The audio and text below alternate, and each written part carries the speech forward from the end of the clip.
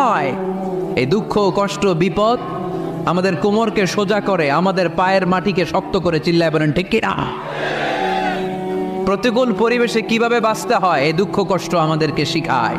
এজন্য মুমিন বান্দার বৈশিষ্ট্য হচ্ছে দুঃখ কষ্ট বেদনা জ্বালা এগুলোতে সে আপসেট হয় না, সে হাল ছেড়ে দেয় না, সে ভরসা রাখে একজনের উপর। চিল্লায় বলতে হবে তিনি কে? কারণ মুমিন জানে রাত্রি যত গভীর হয় অন্ধকার তমানিসা ভেদ করে সুবহে সাদিক হয়। মুমিন জানে গর্ভবতী নারীর পেটের ব্যথা যেই দিন বাড়তে থাকে ওই দিনই নতুন মেহমান আগমনের সময় ঘনাতে থাকে। মুমিন জানে তার জীবনে দুঃখ কষ্ট বিপদ যত বাড়তে থাকে সুখের দিন কাছে আসতে থাকে। এজন্য মুমিনের হারাবার কিছু নেই।